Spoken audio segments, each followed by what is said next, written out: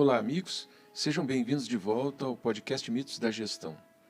Nós temos conversado aqui sobre diversas pessoas que, de uma maneira ou de outra, tiveram influência sobre a nossa cultura, sobre a nossa história e, em muitos casos, sobre a nossa forma de nos relacionarmos com o trabalho. Acontece que, ao longo do caminho, muitos desses personagens da história acabaram sendo esquecidos, apesar do seu pioneirismo e da sua relevância para o lugar onde nos encontramos hoje. Por isso, eu vou apresentar aqui um texto escrito pelo editor da Harvard Business Review, Joshua Markt, que leva o título Pensadores da Administração que nunca deveríamos ter esquecido. Vamos ao texto.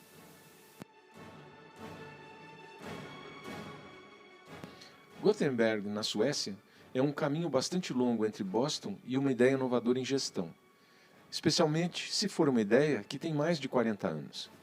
Fiz a viagem para participar de uma conferência sobre assistência médica em que Don Berwick, ex-chefe do Instituto para a Melhoria da Saúde, que tem sede em Cambridge, Massachusetts, estava proferindo a palestra de abertura. A palestra de Berwick começou comparando habilmente Frederick Winslow Taylor e W. Edwards Deming. O primeiro, um industrial que equiparou máquinas a seres humanos, ambos a serem gerenciados para obter o máximo rendimento. E o último, um humanista que viu o indivíduo como motivado internamente para fazer o bem, fazer um trabalho significativo. A palestra de Berwick abrangia um panteão de pensadores de gestão para mostrar ao público o quão longe chegamos de Taylor a Deming no século XX. O contraste foi levado a cabo por meio de uma reencenação completa do famoso experimento de contas vermelhas de Deming. Nesse teste, os participantes desempenharam o papel de operários de fábrica que tentam encaixar contas vermelhas em 50 entalhes de um remo. O problema é que eles estão mergulhando seus remos em uma caixa cheia de contas vermelhas e azuis. Os operários da fábrica logo percebem que seu desempenho depende inteiramente de fatores aleatórios, bem fora do seu controle. A reconstituição me fez perguntar a mim mesmo por que nós perdemos contato com Deming. O objetivo desse seu experimento com contas vermelhas é que muitas vezes obtemos uma leitura falsa sobre os trabalhadores porque os julgamos de maneira muito estreita. Deming acreditava que só podemos melhorar o desempenho do trabalhador quando melhoramos todo o sistema em que ele trabalha. E ele acreditava que os gerentes aplicavam planos de pagamento de incentivo de forma equivocada, errada mesmo, fazendo classificações forçadas e todo tipo de incentivos e punições para criar uma ilusão de controle sem resolver os problemas básicos de desempenho. Deming ofereceu 14 princípios que contrastavam fortemente com os tipos de práticas que ele pensava estarem corroendo o desempenho das principais corporações nos Estados Unidos entre as décadas de 1970 e 1980. A lista pode parecer quase anacrônica hoje, mas vale a pena recontá-la. Primeiro princípio: criar e comunicar a todos os funcionários uma declaração dos objetivos e propósitos da empresa. Segundo, adaptar-se à nova filosofia do dia. Indústrias e economia estão sempre mudando. Terceiro, construir a qualidade de um produto durante todo o processo de produção. Quarto, acabar com a prática de conceber negócios com base apenas no preço. Em vez disso, tente um relacionamento de longo prazo baseado em lealdade e confiança. Trabalhar para melhorar constantemente a qualidade e a produtividade. Instituir o treinamento no trabalho. Ensinar e instituir liderança para melhorar todas as funções de trabalho. Expulsar o medo, criar confiança. Esforçar-se para reduzir os conflitos intradepartamentais. Eliminar exortações para a força de trabalho. Em vez disso, concentrar-se no sistema e na moral. Eliminar cotas padrão de trabalho para a produção. Utilizar métodos de liderança para a melhoria. Eliminar a administração por objetivos. Evitar metas numéricas. Como alternativa, aprenda os recursos dos processos e como melhorá-los. Remover as barreiras que roubam das pessoas o orgulho do trabalho. Educar com programas de autoaperfeiçoamento e incluir todos na empresa para realizar a transformação. Olha, muitos pensadores da administração se basearam na filosofia de Deming, mas sua mensagem central parece que ficou perdida no tempo. Ele argumenta de maneira convincente que as empresas destroem mais valor do que criam quando se concentram em resultados de curto prazo, em incentivos tradicionais e classificações de desempenho. Seu ponto principal é que os líderes devem construir uma confiança profunda entre trabalhadores e gerentes que emana de um propósito forte e valores compartilhados.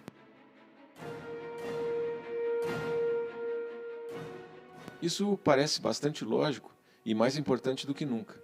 Então, como é que cada vez mais empresas deixam de prestar atenção à mensagem de Deming nos dias de hoje? Deming morreu em 1993. Nesse mesmo ano, a IBM anunciou que 60 mil pessoas seriam demitidas. Desde então, as demissões se tornaram uma ferramenta bastante comum para as empresas. A grande recessão dizimou mais de 8 milhões de empregos nos Estados Unidos, e os salários só agora começaram a subir, embora o desemprego tenha caído para menos de 5%. E depois, há aquela lacuna de desigualdade persistente, crescendo a cada ano que passa. Este é realmente um pano de fundo no qual podemos construir a confiança entre gerentes e trabalhadores em nossas maiores empresas? Perto do fim da sua vida, Deming começou a teorizar por que suas ideias nunca foram totalmente adotadas. Ele tinha 90 anos quando escreveu o seguinte a Peter Senge, que relatou a correspondência no seu livro A Quinta Disciplina. Abre aspas. O nosso sistema de gerenciamento destruiu o nosso povo. As pessoas nascem com motivação intrínseca, respeito próprio, dignidade, curiosidade de aprender, alegria em aprender. As forças da destruição começam com as crianças. Um prêmio para a melhor fantasia de Halloween, notas na escola, estrelas douradas e vão até a universidade. No trabalho, pessoas, equipes e divisões são classificadas, recompensas para o topo, punição para os últimos lugares. Gestão por objetivos, cotas, pagamento de incentivos, planos de negócios, reuniões em separado, divisão por divisão, causam mais perdas desconhecidas e impossíveis de avaliar corretamente. Fecha aspas. Ele escreveu essas palavras em 1990, mas elas ainda são relevantes nos dias de hoje. Dizer que existem falhas tão escancaradas na forma como educamos é realmente dizer que a nossa sociedade está fundamentalmente doente. Deming acreditava que o indivíduo é naturalmente inclinado a fazer um trabalho bom e significativo. A sociedade molda essa natureza humana em uma competição antinatural que essencialmente nos arruína. Deming estava longe de ser o primeiro a ter essas ideias. Foi Rousseau quem sugeriu, em oposição à visão sombria de Hobbes sobre a natureza humana, que os humanos são inocentemente bons, mas arruinados por uma sociedade que coloca os indivíduos uns contra os outros, principalmente na busca pela privatização da propriedade. Rousseau acreditava que havíamos sido enganados por um contrato social fraudulento que permitia aos ricos imperialistas subjugar e empobrecer os trabalhadores. No século XIX, pensadores como Nietzsche e Matthew Arnold acreditavam que o nosso sistema educacional havia se perdido devido a uma inclinação materialista que colocava o conhecimento útil acima da busca pela verdade, a beleza e a perfeição, que também era definida pela cultura. Matthew Arnold argumentou: não um ter e descansar, mas um crescer e se tornar é o caráter da perfeição como a cultura a concebe. A ideia de perfeição como uma expansão geral da família humana está em desacordo com o nosso forte individualismo, nosso ódio de todos os limites ao balanço desenfreado da personalidade do indivíduo, nessa máxima de cada um por si. Mas foi Deming quem colocou esses insights históricos em uma estrutura de gerenciamento. A cola que parece manter a estrutura de Deming unida é a confiança entre gerente e trabalhador. Para Deming, a confiança é um ingrediente-chave em sua busca pelo que ele chamou de conhecimento profundo. A confiança entre gerente e trabalhador é a base sobre a qual um relacionamento gerencial saudável vai ser construído. Vale a pena relembrar a tese de Deming agora, talvez mais do que nunca, porque é precisamente essa confiança que se erodiu tão vertiginosamente desde a sua morte. Pode ser clichê dizer que a tecnologia está mudando nossos negócios hoje em um ritmo acelerado, mas isso não significa que não seja verdade. E com essa mudança, surge um mundo de incertezas e ansiedade, onde o desempenho previsível para qualquer negócio parece cada vez mais com o experimento da conta vermelha de Deming, ou seja, algo aleatório. Os resultados podem ser devastadores para uma empresa. O trabalhador não confia mais que não será substituído por uma máquina. O investidor não confia mais em obter retorno sobre o capital. O gerente não confia mais em ter um emprego vitalício depois de mais de 1 ou 2 trimestres ruins. Como grande parte da nossa confiança está se erodindo, a administração fica com pouco em que se agarrar e, assim, acaba se agarrando a uma falsa esperança de instrumentos contundentes, como classificações forçadas e previsões trimestrais, não importando o quão ilusório tudo possa ser. E isso nos leva de volta a Rousseau. Parece que temos uma falsa sensação de adesão a algo quando entramos em empresas hoje em dia, assim como Rousseau estipulou que a sociedade havia firmado um falso contrato social. Isso pode ser o que está levando as novas gerações a procurar um trabalho com propósito, ao iniciar as suas carreiras. Elas procuram assumir o controle, exigindo o significado do trabalho desde o primeiro dia. Isso pode ser uma tarefa difícil quando as gerações anteriores apenas cortaram o cabelo e entraram na fila, confiando que um relógio de ouro os esperaria no final do arco-íris.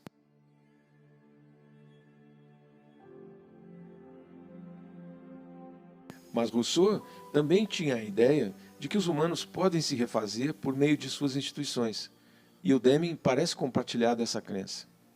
Isso é o que há de tão interessante em empresas como Facebook, Google e Apple. Essas aves raras tendem a operar fora de nossas normas e nossos costumes. Eles educam seus funcionários de maneira diferente.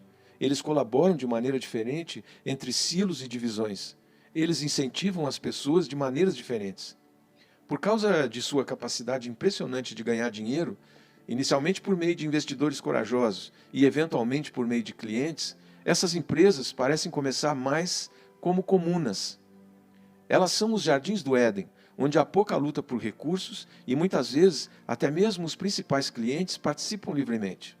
Além disso, essas empresas quase parecem ser para o bem comum e a administração parece seguir instintivamente a filosofia de Deming. Mas o que é mais impressionante é que a eficiência e o desempenho melhoram naturalmente dentro dessas empresas sem os métodos padrão que as empresas tradicionais buscam. Infelizmente, muitas vezes também há uma queda em desgraça que normalmente acontece quando essas corporações se normalizam e uma batalha mais tradicional por recursos se inicia.